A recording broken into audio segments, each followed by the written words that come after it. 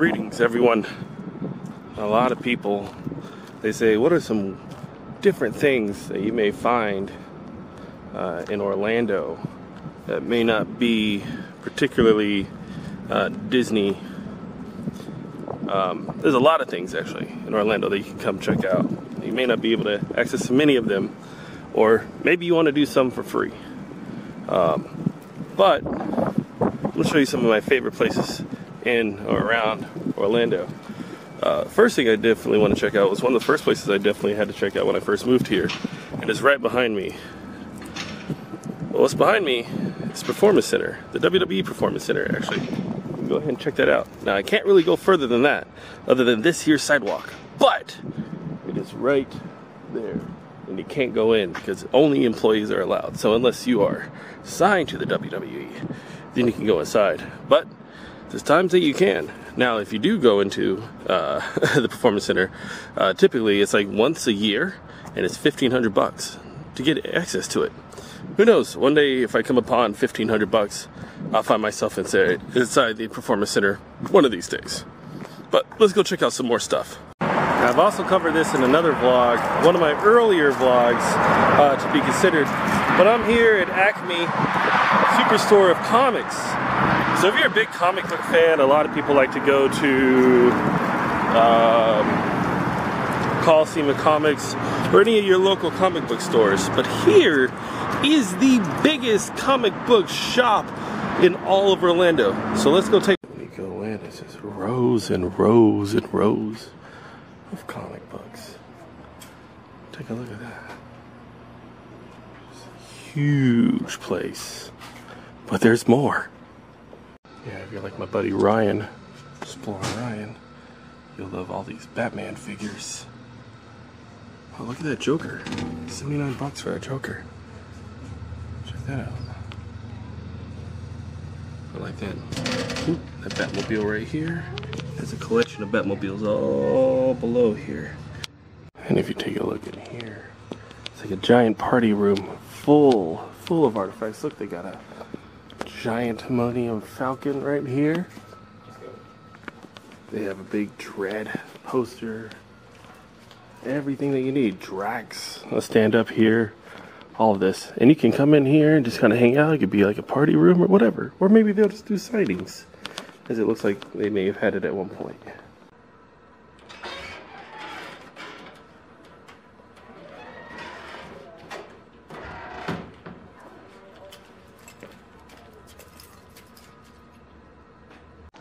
Big fan of their wrestling exhibit here. They have all these wrestling action figures, cards. They have the Shawn Michaels gloves here.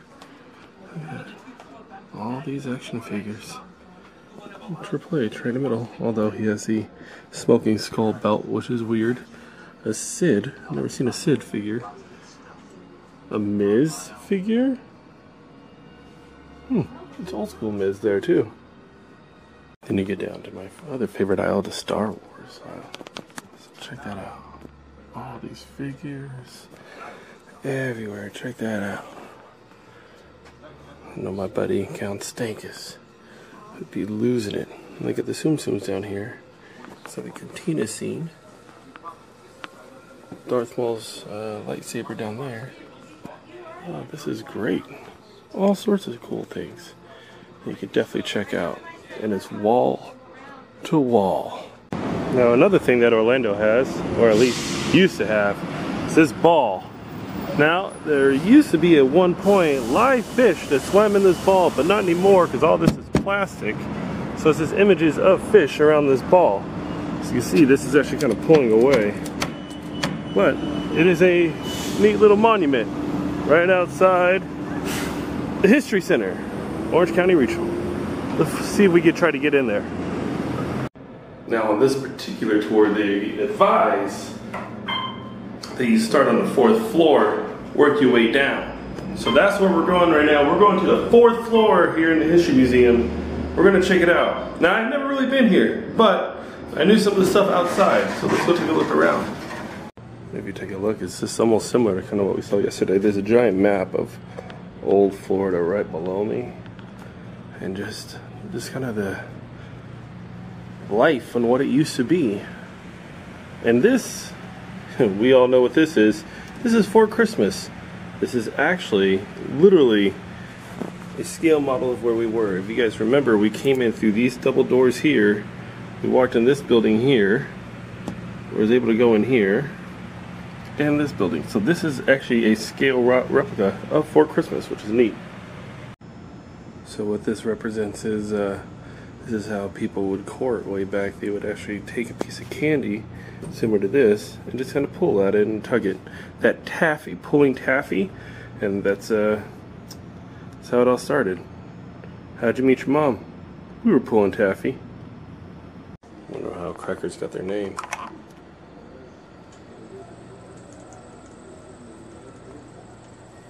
Crackers. How do we get that name? Crackers. Well, ask 10 people and you hear 10 different stories.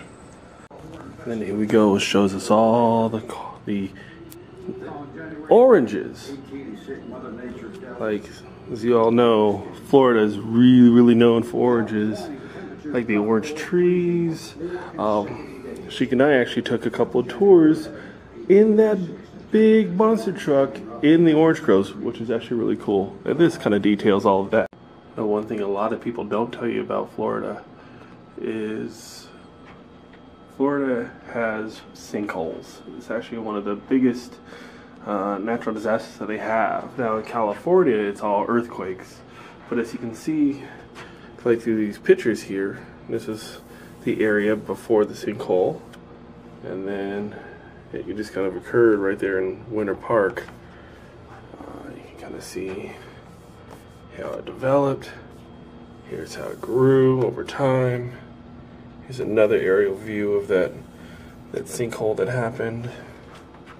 And then it was just filled in with water eventually. Not quite sure exactly where it is, but I'm gonna find it. They say it's right in this area. So, kind of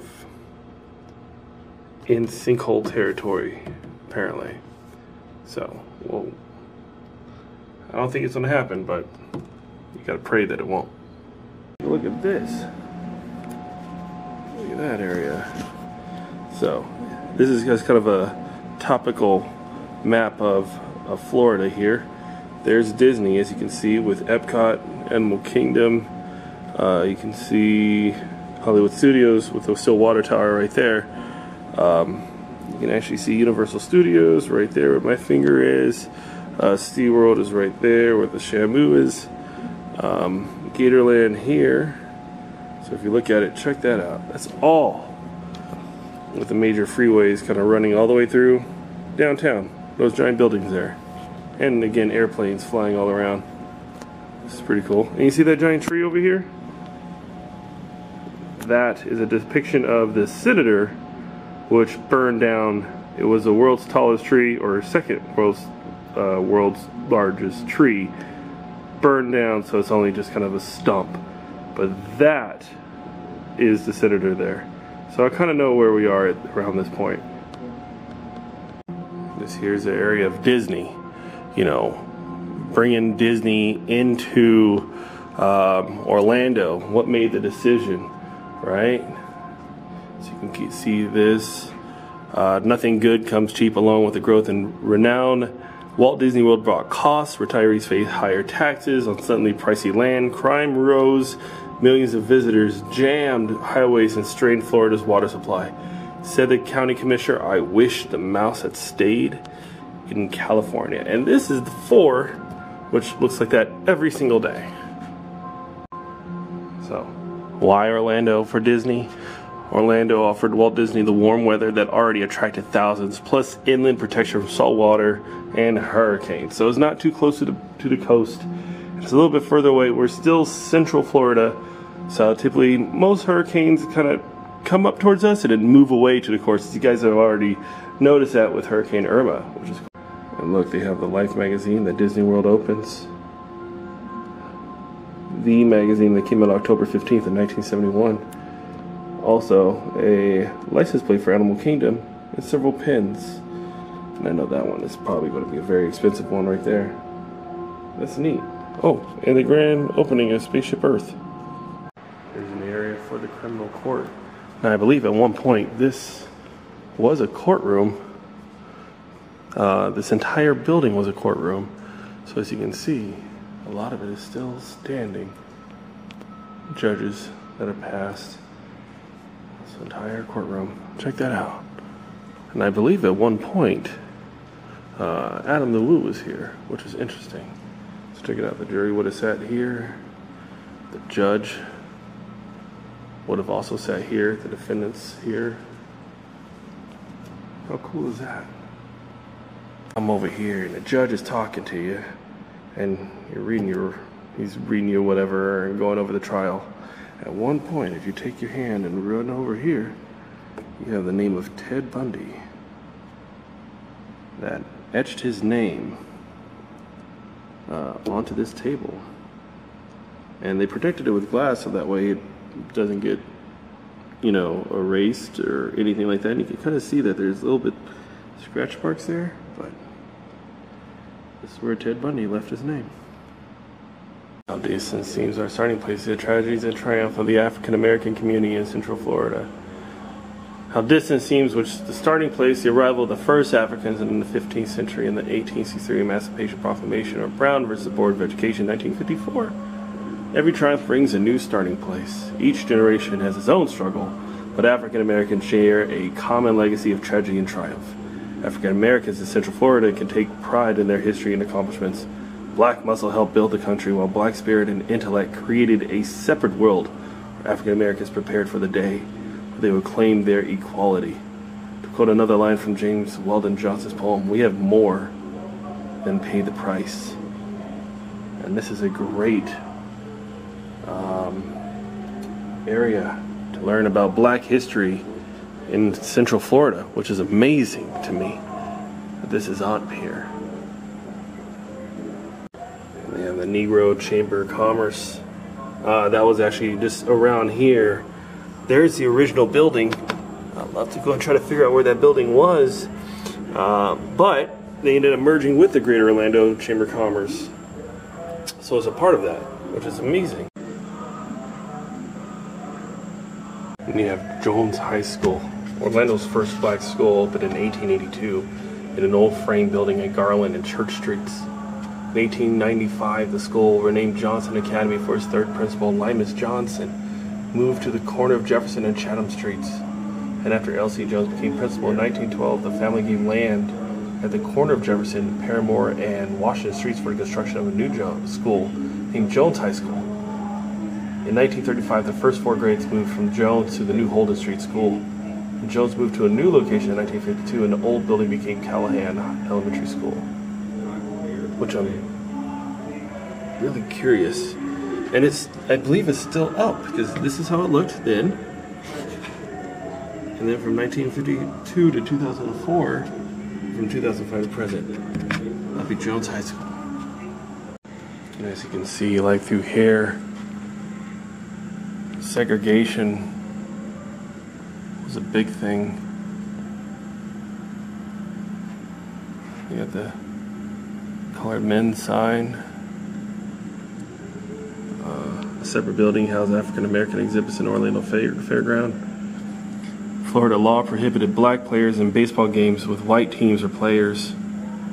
But Jackie Robinson was ordered off the field in Sanford in 1956. Couldn't play.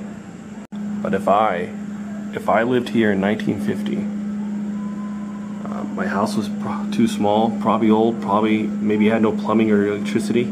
The streets past my house was probably dirt and full of mud puddles. I had to go to a special school that was old and too small. I had no school bus, so I would have had to walk. I only had worn out books and equipment that white schools didn't want. I had to share my school books that were old and torn and had pages missing. My band instruments were broken and dented hand-me-downs from white schools. My sports equipment was too old and worn out and discarded from white schools. My school couldn't play against white schools in sports. I had to play against other black schools, if I can find some in that area. I couldn't go to most public places. I went to some restaurants, but only through the back door. I had to eat standing up in restaurant kitchens. You had to go into stores by the back by the back door through the stock room. You couldn't go through the front door. You could never try anything on, and you could never return anything that didn't fit. I couldn't go to movies. Some theaters let you enter from the some theaters let you in from the alley and go up the back stairs to the balcony. So I wouldn't even be able to sit on the ground level. I couldn't stay in a regular hotel. I had to ride in special cars and trains. I had to wait for the train in a separate waiting room or outdoors. I couldn't. You can go to the Florida State Fair, but only on Tuesdays. Only on Tuesdays. I couldn't go to the public library. I had to go to the colored ward at the hospital basement if I got sick. The sheets on the hospital bed had holes and someone had already used your soap. You could use public restrooms only if the sign said colored right there. You can never use regular drinking fountains. Only pipes and faucets are colored. I couldn't go to the beach. You never went to the front door of any white person's house. You never went to the front door. You had to go through the back door if you were to go there. And the city bus might drive away while you were walking around the back door after paying your fare in the front, taking your money and leaving you in the street. That would have happened to me if I lived in Orlando in 1950. If you come here, it's just such a powerful exhibit here. So Harry Moore, the first martyr of the civil rights movement, died after dynamite exploded under his bedroom. On Christmas Day, 1951, the powerful blast threw Moore and his wife from the beds into the rafters and then dropped them into the hole in the floor where the heavy mahogany furniture fell on top of them. Moore died before he reached the hospital, and his wife Harriet died 9 days later.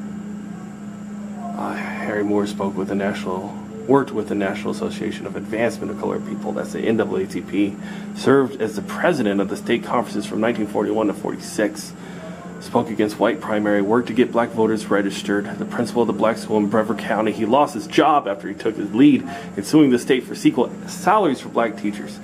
He spoke out against lynchings, prison abuse, police brutality. Moore raised money for legal defense and funerals for black victims, including the murdered Groveland prisoners. And Harry T. Moore took an outspoken position on Groveland's case, demanding the sheriff's suspension. Wow, this is so much.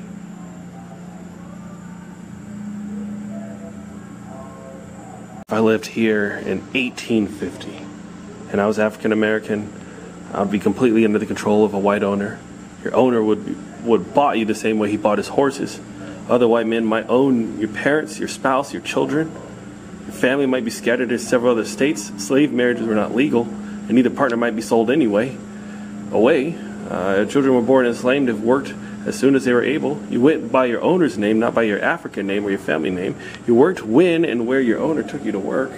You probably worked in the fields from daylight to dark. You received no pay for your work. Your owner let you live in a cabin with other people. You probably had no bed, no chair or table. Your owner gave you clothing that did not protect you from the cold and sun. You probably never had a pair of shoes. You just got enough cornmeal to keep you alive. You never had time off except maybe Sundays. You had to work even when you were sick or injured. If you didn't work hard enough, you might be whipped or beaten. And life might be a little better if you worked in your owner's house. And life was better if you had a skill, such as shoeing horses or laying bricks. And it was against the law for you to learn how to read and write. You could not even leave your owner's property without a pass. And if you ran away, you would almost be certainly found and brought back, and your owner would whip you for running away and probably brand your face. And if you ran away, you often might be permanently injured, so you can never run again. And for your punishment, you might be sold to a worse plantation. Punishment often wearing leg irons and heavy chains day and night. I want to talk about this for a second because this actually ties back to kind of like my background here. The emancipation. Because the end of the Civil War, once they freed slaves, what happened was when they freed the slaves, they actually had to pay wages, right? They had to pay like financial loss wages back to the owners who bought them. They had to pay them back, every single one of them, and because of such they still had to work. So this, as much as it helped, it did virtually nothing. We had no land, we had no tools, livestock or seed or money to buy them. So what happened is they went back to working on the fields, sharecropping.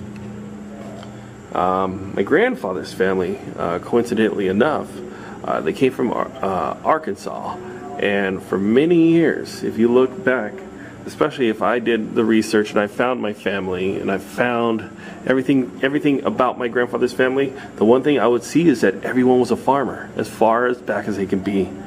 And the first person that was not a farmer was my grandfather. Went to the military.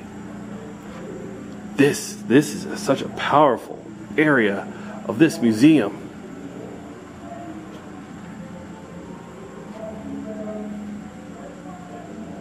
And without me knowing that that exhibit in here existed, I'm telling you, it is such a powerful, powerful, powerful, powerful message here as far as the history of Orlando and Black lives in Florida. Personally, I feel honored, and then I feel the information is heavy. It's so much history, so much to learn based on everything that's gone on, everything that's happened in that African American community. Just justifies what I'm doing just a little bit more. Let's go take a look around and see more stuff here at this museum. So that was a very interesting tour that I took. I think that museum may be one of the best ones that is overlooked as far as like any sort of tourist attraction, anything that people can go out here in Orlando. Everybody wants to go to Disney. Everybody goes to Universal, everybody goes to SeaWorld, but I think there's some rich history as far as Orlando's concerned that everybody needs to check out. And there's more to these stuff outside the parks, and I think that's kind of what I want to venture out, try to show more of. You'll see me come in and out of the parks quite often because they're quite easy access and they're actually kind of fun. But I also think that there's going to be times where you and I will go and check out the history of this town. That exhibit was phenomenal, and it got me. It got me a little bit. As you can probably already tell, my voice is reading that stuff. Because we didn't ever experience that in Vegas. We never experienced that a lot in Victorville. We're on the West Coast, so it's different. But with that, I'm out here. That's the end of my day. Thanks for coming along. Again, you do what I do, just smash that like button. I'm out. Make the ground shake.